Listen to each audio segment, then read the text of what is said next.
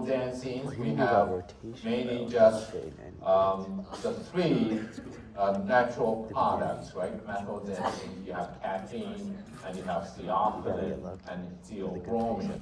So the two that's medically used are really just caffeine and theophylline.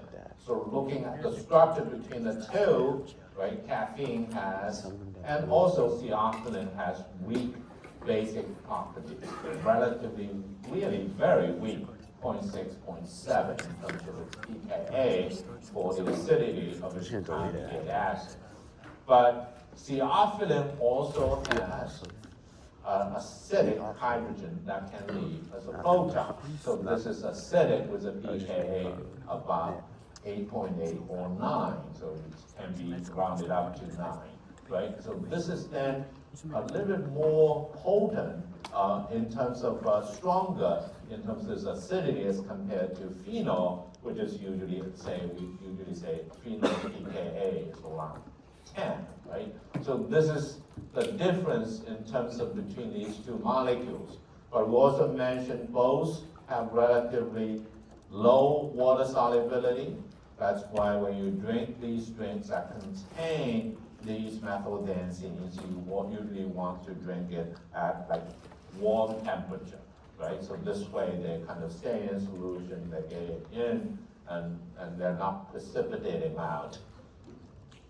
And we also mentioned several ways of increasing water solubility for molecules like this when they are relatively water insoluble, right? For injections, for formulations, oftentimes you need to make them more water soluble. How do you do it? Like the first one is through salt formation. You can have capsid, right, in terms of caffeine, with citric acid to form salts using the basic properties of this caffeine, right? That's one. And also mentioned there is the sodium benzoate, which is then used as hydrotrope, right? So a molecule that can help dissolve the relatively insoluble compounds. So in this case, pi-pi stacking, and that brings a negative charge to more or less the complex, increases water solubility. So, and then you can form also salts with using the acidic property of theophylline, right? So that forms the amine salts, forms salts with quaternary ammonium cations like choline, right? This is for theophylline to increase its water solubility. We also possibility of increasing acidity by introducing a bromine at this 8th position, right? That increases the acidity of this NH, making it more acidic, and that also kind of helps improve water solubility. And then you can also make this, introduce a substituent that contains water solubilizing groups like hydroxyl groups, right? So that's the ways of increasing water solubility to make the drug molecules more water soluble, be used as in medicine. So because drugs have to be soluble in the GI tract, if they're given orally, if they're given by IV administration, they have to be injected as a solution. You cannot just inject a solid material into the veins and try to, use it as a medicine. So you have to kind of increase water solubility. So the medical uses like caffeine is mainly used for infant apnea and also for migraine headache. We will talk more about other medications that can be used to manage migraine headache. And in terms of theophylline, and this is mainly for the asthma, right, the bronchial asthma. So that's kind of the medical applications. So that's what we talked about last time, and so the various drug molecules. So what we're going to be talking about today is some of the miscellaneous stimulants, and these are structurally very distinct from the ones that, from the methyl-dancines and also from the other CNS stimulants we will be talking about, but some of them may resemble some of the structures we will be talking about. So the first one here is doxapran. So if you look at the structure of doxapram, right, it has two benzene rings attached to a 5-member ring system, which has one nitrogen in the middle. So this is pyridine lone, right? You have a ketone, a carbon-oxygen double bond. So it's also referred to as a lactam because you have internal CO double bond and amide, right? So this is what's referred to as lactam.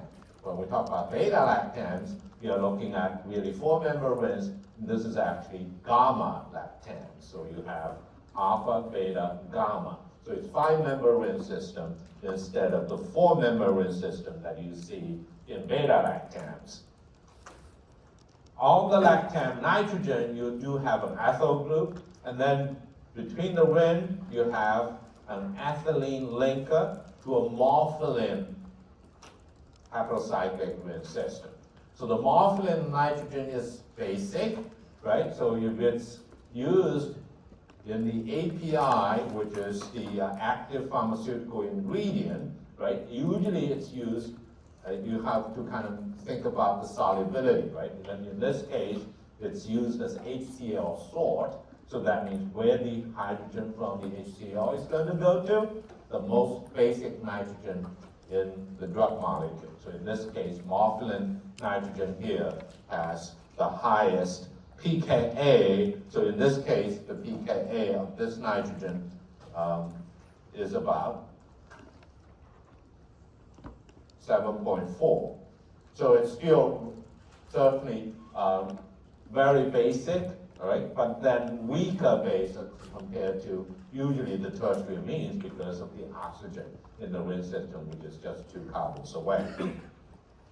So looking at this drug molecule, right, so this is what is it really used. This drug is used by IV only, so that means only by injections.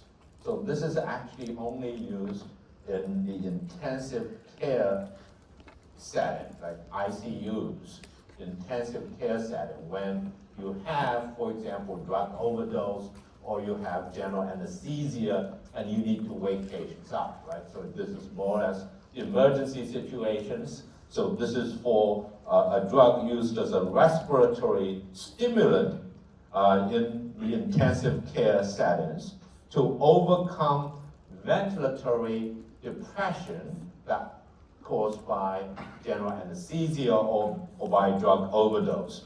So the drug molecule has a half-life about 3 hours.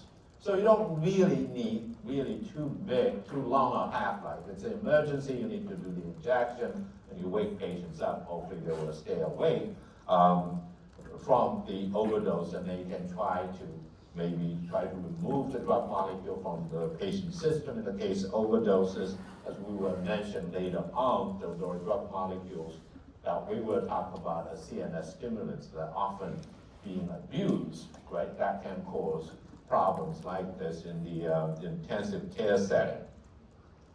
So the half-life is about 3 hours. So in terms of metabolic reactions that can happen to this drug molecule, so the first metabolic reaction is related to this, say you can introduce an oxygen to the alpha position next to the nitrogen. So introducing a hydroxy here first, and then further oxidize to a CO double bond. Now it becomes a lactam, right? Now this is no longer basic, so this is an inactive metabolite.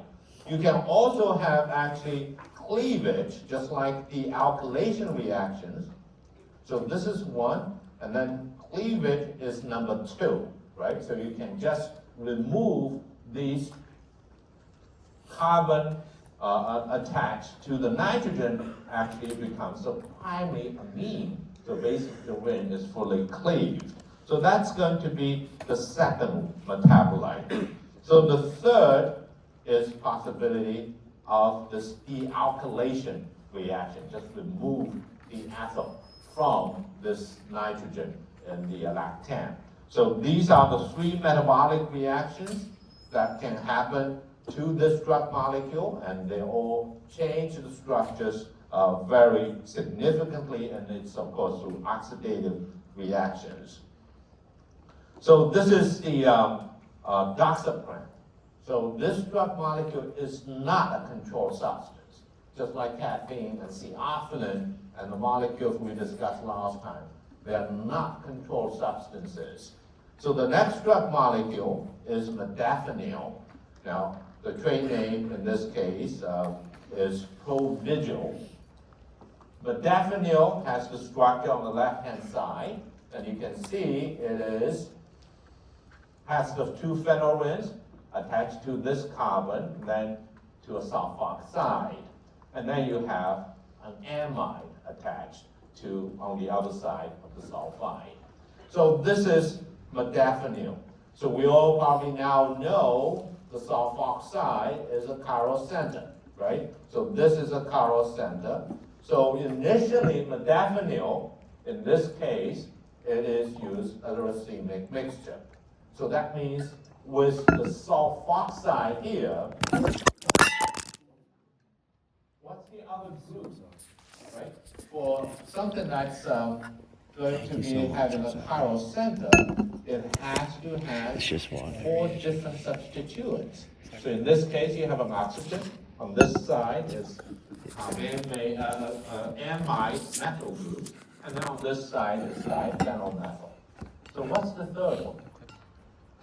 Fourth one. It was correct.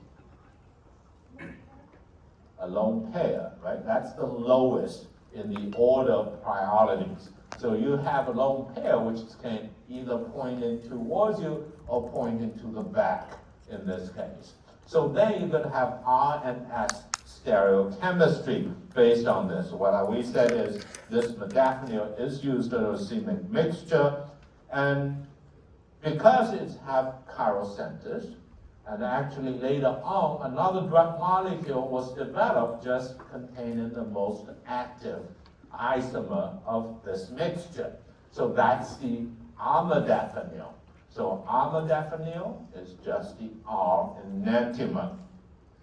So that means this chiral center here is the R stereochemistry. So you can try to kind of use the priority, right, with the pair of electrons, the lone pair, as the lowest. In this case, it's pointing towards you, and you can figure out why this is the R stereochemistry, right? So this is armodafinil. So this armodafinil was approved in 2007, whereas the original, of course, was approved much earlier. So the drug molecule in this case, modafinil and armodafinil, is used as a CNS stimulant, right? So this is used to treat narcolepsy.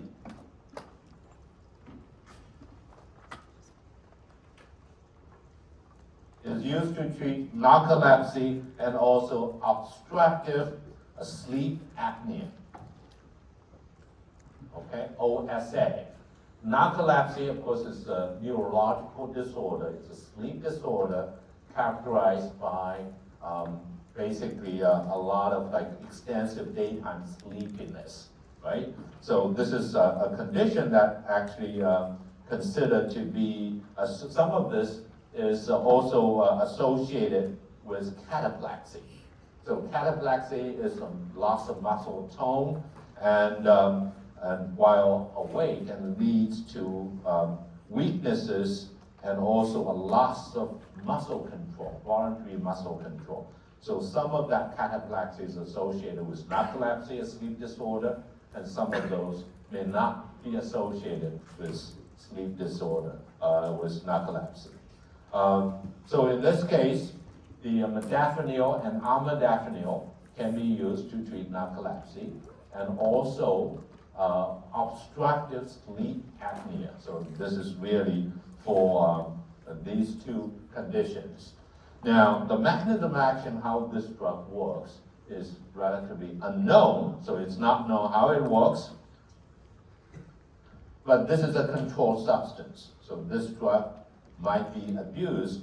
The abuse potential is among the low side, so this is a Schedule 4 controlled substances. So both armodafinil and modafinil are Schedule 4 controlled substances. And these drugs are also known to be used like in the, say, military, when the special operations soldiers that need to be awake for an extended period of time, right? So this is one of the ways to keep these soldiers awake over, let's say, 9, 10 or more hours. So in terms of metabolism, so you're looking at half-life of this drug molecule, about 10 to 15 hours, because we need to keep people awake, right, for relatively long period of time. So this is the longer half-life. And in terms of metabolic reactions, so one is hydrolysis. So this hydrolysis that accounts for probably about 35 to 60% of the metabolism of the drug doses is going to be metabolized through this hydrolysis. Once it's hydrolyzed, it's carboxylic acid, right? It cannot really go into the central nervous system, so it would no longer be active. So this is one possibility. So the second possibility with sulfoxide, it goes to sulfone, right? So this is then further oxidation of sulfoxide to sulfone, and of course it's no longer chiral center because two oxygens are equivalent. In this case, they are not going to be chirality in that molecule. So you also have the phenyl ring, right? So in this case, you can have hydroxylation in the para position where you have two phenyl rings, and hydroxylation happens usually only to one of the two phenyl rings, right? So this is a relatively minor metabolite, but hydroxylation is really, in this case, one of the minor metabolites. Hydroxylation can be followed by glucuronidation, right, to further increase water solubility. So in terms of metabolism, probably 90% of the drug is metabolized.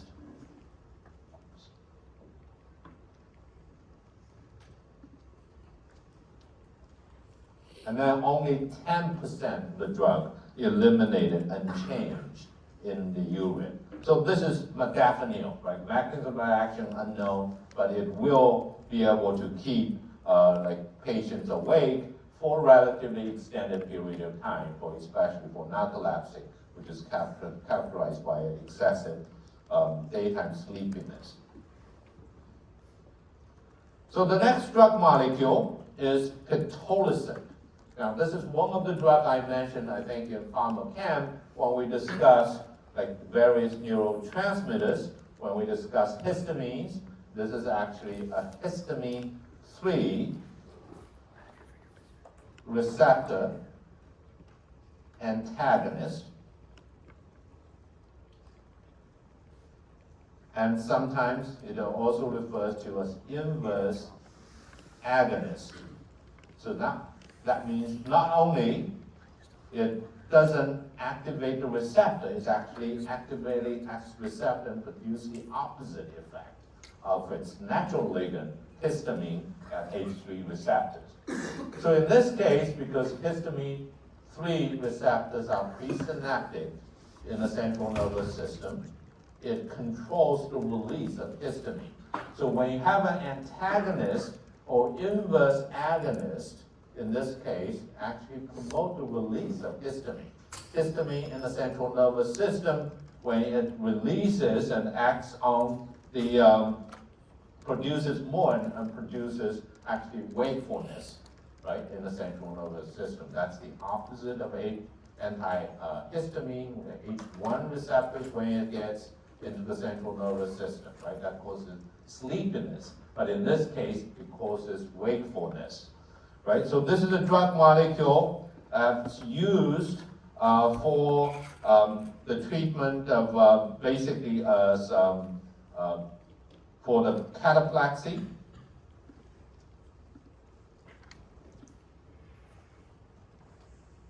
Cataplexy and also excessive daytime sleepiness. So that means, let's just say EDS, excessive daytime sleepiness in patients with narcolepsy. So that's the narcolepsy. Main symptoms of narcolepsy.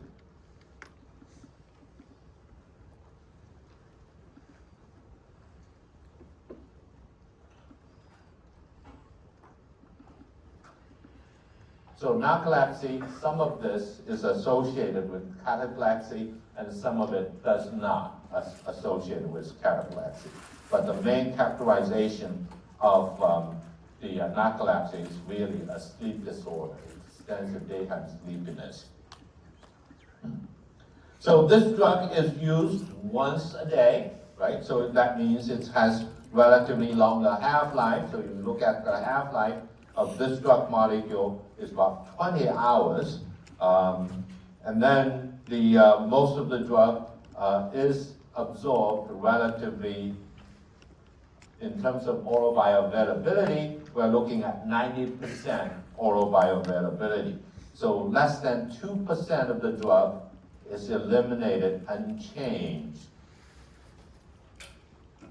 So most of it is going to be metabolized through various oxidation, probably metabolic reactions related, for example, to the nitrogen here, which is a tertiary amine, and then you have the oxygen, which is the ether, which can also have various dealkylation and deamination or dealkylation reactions. So this is a drug, not a controlled substance.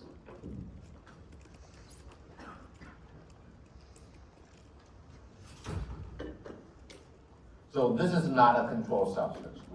On this page, there are only two, right? Pitolisant and also doxapram are not a controlled substance. The others are all controlled substances. So that means there are chances of them getting abused. So this is the pitolisant, right? Pitolisant, so it's an H3 receptor antagonist or slash inverse agonist. So that means it binds to the receptor and blocks the binding of histamine, which is the natural ligand. So it's an antagonist, but actually, in addition to that, it actually activates the receptor in the opposite way as the natural ligand, which is the histamine. So that's why it's called inverse agonist. So the next drug molecule is solriamfetol. Solriamfetol. So in this case, the trade name is Sunosi. So this drug molecule is a controlled substance. So it's a Schedule 4 controlled substance. So structurally, it actually resembles the next class of drug molecules we will talk about, which is the phenethylamines. So you can see you have a phenyl ring, right? You have a phenyl ring, and then you have an ethyl, that means 2 carbons, and then you have another nitrogen. And then on this side, you have carbamate linked to a methyl group. So this is also can be seen as a derivative of an amino acid, which is called D-phenylalanine.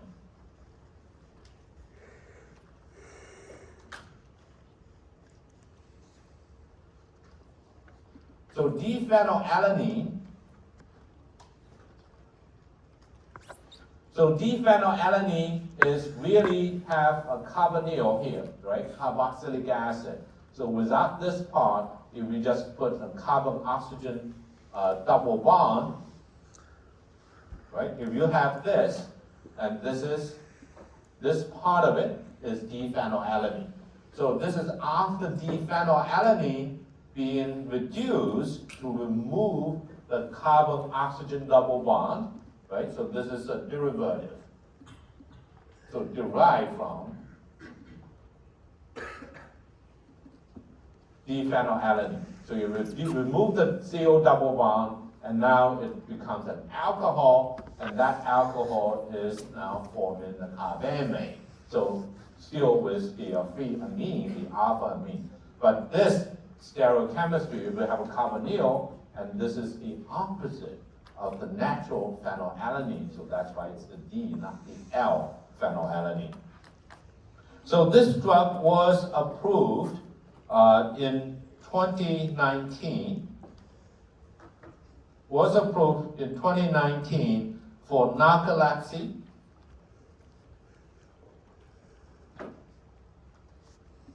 and obstructive sleep apnea, okay? Obstructive sleep apnea. So these are the two indications of solriamfetol, right? So this is the drug molecule. So in terms of its mechanism of action, maybe it's related to its dopaminergic and norepinephrine reuptake inhibition. So we're talking about dopamine, norepinephrine reuptake inhibition, okay? DNRI. So it could be related to this DNRI. So dopamine, norepinephrine reuptake inhibition. In this case, after this drug is administered, the patient's central nervous system will have more available dopamine and also norepinephrine in the central nervous system that leads to CNS stimulation. So this is also a drug that's used once daily when patients wake up in the morning, and patients should avoid using this drug when they are still less than, like if they want to go to bed and sleep in less than 9 hours, they should probably avoid it, because otherwise they're going to be having difficulty probably falling asleep. So if they plan to sleep within less than 9 hours, they should avoid using this drug molecule. So this drug molecule is highly bioavailable. We're looking at 95% of the drug is bioavailable, half-life about 7 hours. So with 95% of this drug molecule eliminated unchanged. Not much metabolism.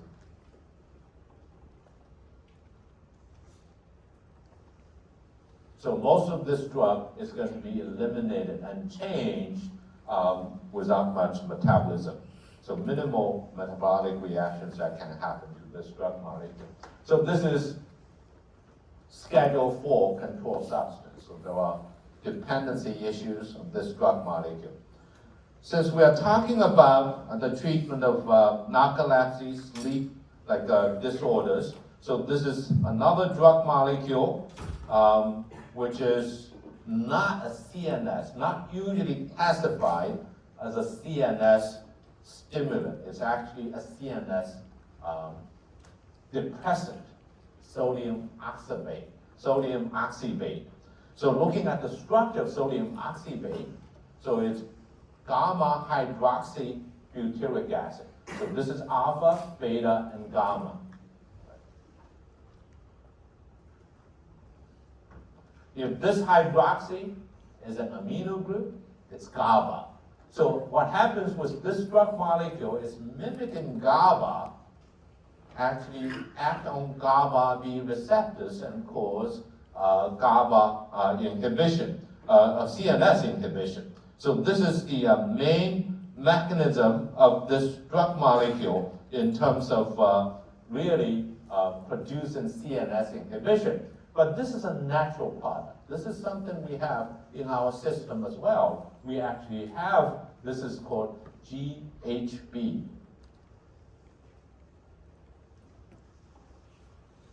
Gamma hydroxybutyric acid. We actually have our own receptors for GHB in our central nervous system. So there is a GHB receptor,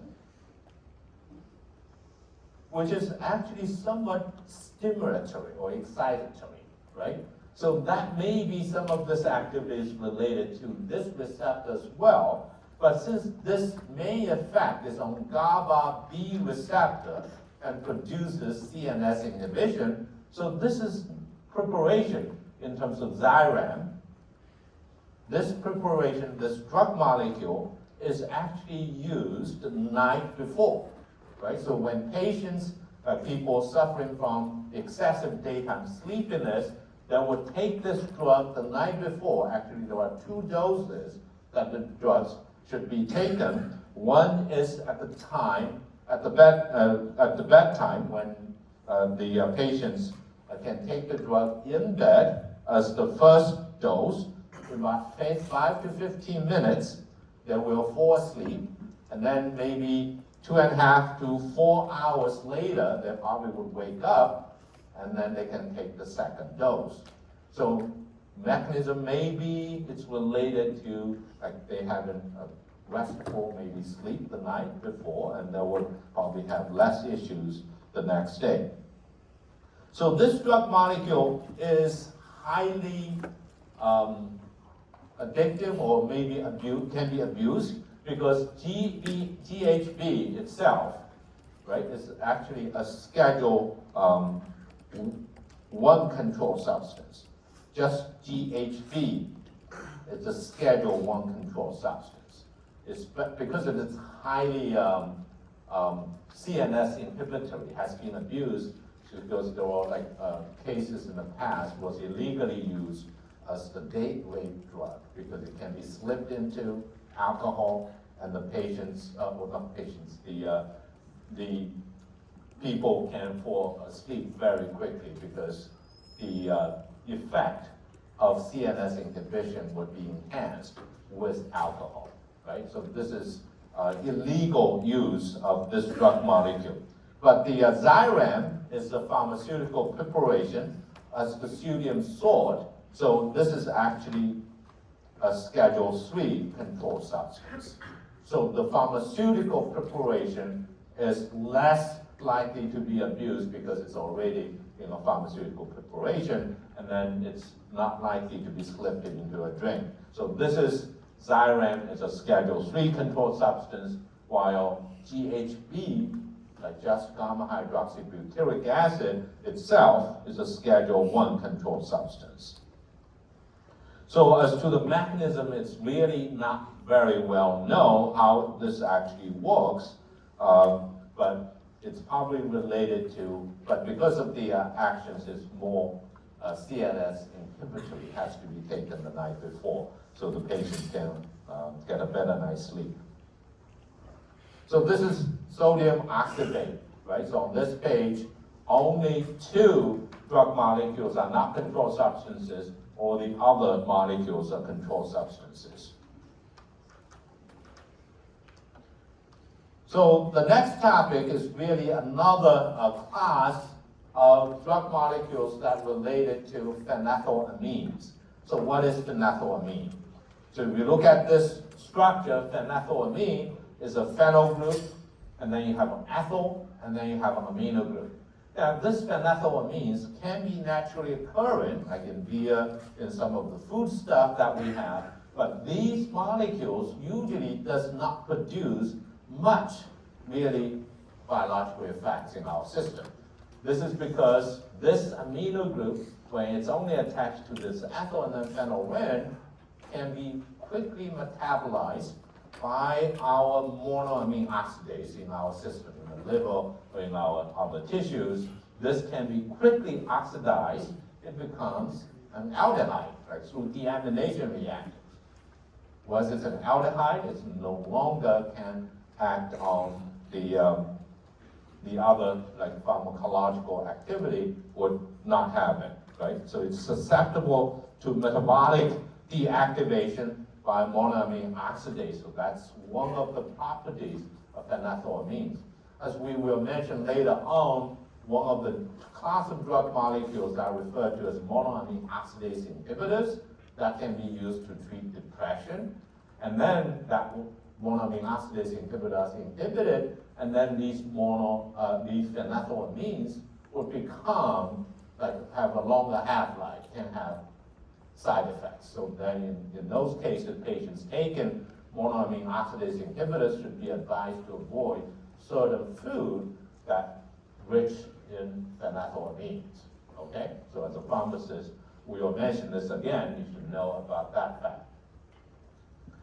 So as you see, the drug molecules is really having oftentimes substitution around this amino group. So the goal is really to inhibit the metabolism by monoamine oxidase. So one of the ways to do this, to introduce an alpha methyl group. So this is alpha position, this is beta, next to the amino group. So when you have an alpha methyl introduced, like in this case, a methyl introduced over there, that will help inhibit or retard metabolism of the amino group. Or you can actually introduce a methyl directly on the nitrogen that also will inhibit metabolism by monoamine oxidase. So first look at the methyl at the alpha position, right? This is actually amphetamine. Once you introduce the methyl at the alpha position, now this becomes a chiral center. So that means you're going to have R and S stereochemistry. So what you see, you have a pair of enantiomers. So you're looking at, you put a mirror here. These are two mirror images. On the left, it's the S enantiomer. On the right, it's the R enantiomer. So once you have two enantiomers, the biological activity differs between the two enantiomers. So you actually have this.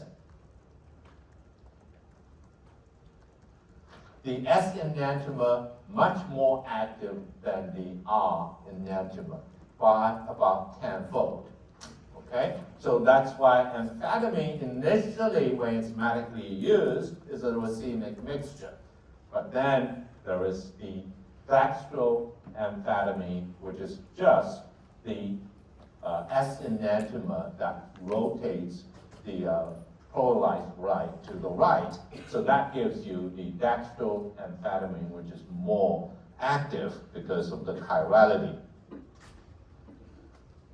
So this is the second point. In this case, substitution at the alpha position can give you really central activity now. Why? Without the methyl group and the molecule, we will not be able to survive long enough to get into the central nervous system because of the monoamine oxidase, right? So this is also, of course, the methyl group increases lipophilicity, would facilitate its entry into the central nervous system.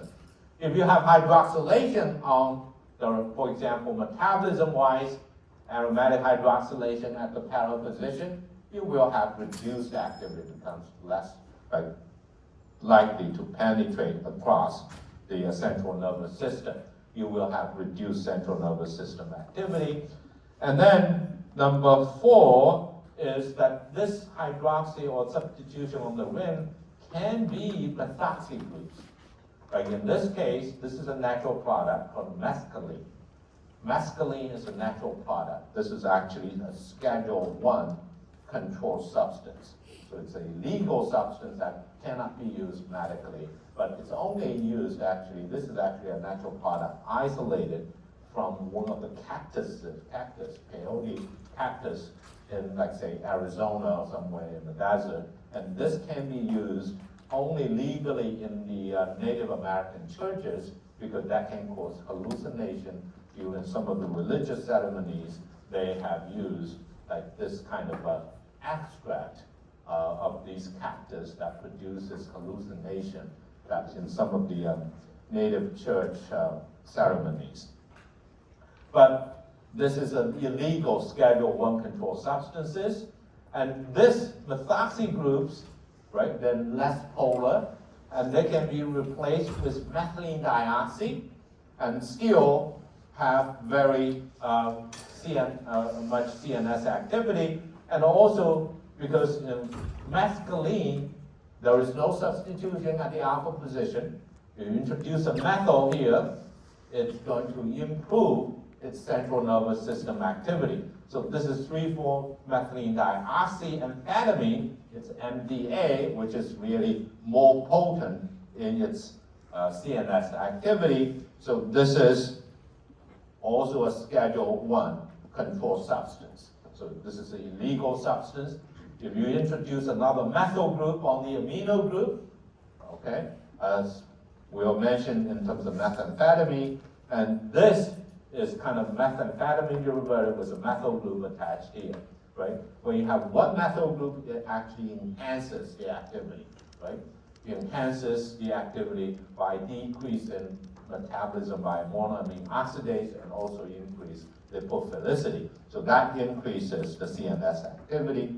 So that means this is even more addictive right? So this MDMA, which is ecstasy, okay? This is the structure of ecstasy. So when you see it's methylene dioxide, on this part of it, it's just methamphetamine, right? Amphetamine is one methyl, you have another methyl here on the nitrogen, that gives you methamphetamine. So this is definitely an illegal substance, right? So with one methyl groups can enhance activity, like in this case of methamphetamine, which is even more potent than this amphetamine, because now you have an added methyl group. What if you introduce two methyl groups or larger substituents on the nitrogen here, right? So let's just change it to red. So what if you have, like say, another methyl, or maybe ethyl, like even larger phenyl or benzyl groups on the nitrogen? If you have more than two, okay, it's going to decrease CNS activity. That means decreased CNS activity, as you'll see later on, these phenethylamines have not only CNS stimulatory activities, right? Increase, say, small amounts can increase alertness and decrease fatigue, but may cause insomnia, and the other effect is it actually decreases appetite. So that's why some of these drug molecules, even include methamphetamine, can be used to control body weight, right? But since the drug is not really that good in terms of, because of its side effects, because of its addictive nature of the drug molecule. So there are other drugs with larger substituents on the nitrogen with decreased CNS activity that can be used as more selective anorexians. So that's another SAR, right? 2-methyl or larger substitutions on the nitrogen is going to decrease CNS activity, but may still retain its anorexian activity. So what are the mechanisms of these phenethylamine type of drug molecules, right? So they actually resemble catecholamine neurotransmitters. We're talking about norepinephrine and dopamine, and actually also serotonin, right? So in terms of the activities that mimic norepinephrine, dopamine, and serotonin, but they act indirectly. So that means they don't really act directly at the postsynaptic receptors, okay? But they actually promote the release of these neurotransmitters, and they also actually inhibit, to a less extent, the reuptake of these neurotransmitters, and they can inhibit the metabolism because they kind of also are substrates or can bind to monoamine oxidase. So these monoamine oxidase won't be available to metabolize those neurotransmitters. But the monoamine oxidase inhibitor activity is relatively weak.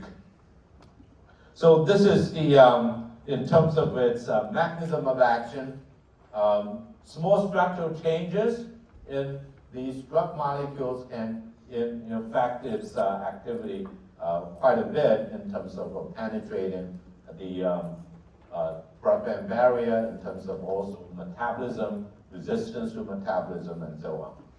So in terms of their actions, they can stimulate cortex, brainstem, and medulla. So increase alertness, decrease fatigue, may cause insomnia, and also decrease appetite. And they can act also on the adrenergic systems. So one of the side effects, some of these drug molecules increase blood pressure, increase heart rate, right? So these are cardiovascular effects of these drug molecules. So if you look at the drugs, so what we are having just the stimulants, just really amphetamine and methamphetamine, right? So we already have shown the structures over there. This is the structure of amphetamine, of course, with only one methyl at the alpha position. First, it was used as really just the racemic mixture, and then it's used as the more active isomer, only the dextroamphetamine with the S stereochemistry, so when this methyl is pointing towards you, that's also marketed as a drug molecule. So dexedrine, right? So dexedrine, this is the trade name for dextroamphetamine.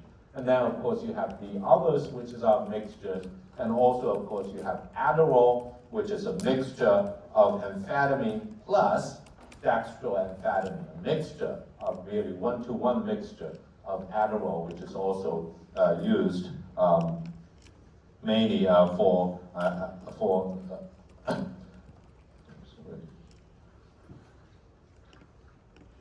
ADHD and some of these other drug molecules we mentioned, and narcolepsy in terms of its medical application. So most of this drug molecule, amphetamine, dexamphetamine, is really for ADHD. So in terms of metabolic reactions that can happen to amphetamine, right? You were looking at this drug molecule, so the amines can be removed through deamination reaction. That's one metabolic reaction. Or the benzene ring can be hydroxylated. So there is a mistake over here. This is supposed to be in the para hydroxylation, not at the meta, right? So when you have metabolic reactions, that should happen to only the para position, not the meta position. So this is a correction. I think I corrected online, but this is the, so this should be at the hydroxy at the para position. And also you can have hydroxylation of the alpha beta hydroxy over here, right? That's the other metabolic reaction that can happen with the phenethylamine as a metabolite. So another characteristic I want to mention over here is when patients coming in with an overdose of amphetamine, right? It's a base. So when you have an amphetamine base like this, it eliminates through the urine, right? You can eliminate through the urine as the base form, at least some of it. But if you increase the urinary pH, and more of this drug can be reabsorbed into the patient's system. So you can extend the half-life. If you increase the pH, say by 1 unit, can lead to the increase in half-life by 7 hours. So one of the ways to really help eliminate amphetamine from the patient's system is try to decrease the urinary pH, to keep the amine in the protonated form in the urine so it can stay in the urine and then be removed by peeing them out, right? So that's one of the ways to help eliminate the amphetamine, right? How do you increase the acidity of the urine? One of the ways to do that is to administer patients with ammonium chloride. Ammonium chloride, like ammonia, once it's goes into the liver, it actually synthesizes and becomes urea. And urea, the rest of it can be just hydronium ions. So in the process, you generate hydronium ions. So that can then go into the urine and then produce really more acidity in the urine and help eliminate the these basic drug molecules. Now the next over here is methamphetamine. So that means you have a methyl group on the nitrogen. So in this case, the methyl group on the nitrogen can be metabolically removed by oxidation, right, and demethylation reaction. So for this drug molecule, methamphetamine, it's used as a racemic mixture, and you have metabolism, including demethylation, deamination, and then you can have also hydroxylation of the phenyl ring that as one of these metabolic reactions. So you can look at the structure and then predict what can happen to this drug molecule. So this, of course, was the two methyls, one methyl on the nitrogen, one methyl at the alpha carbon, that increases CNS activity. So this is actually more potent than amphetamine because of this additional methyl group. So this is a drug used for ADHD in children 6 years older, was like 6 years older, and also for short-term treatment of obesity in weight loss control programs, but only when the other drugs are not effective, right? So this is known to be, of course, Schedule II controlled substance in terms of the methamphetamine and amphetamine, both are Schedule II controlled substances. So these are drug molecules still used, but they have limited use because of the potential of these drugs being abused. Okay, so I'm going to stop here and then have a for everywhere question.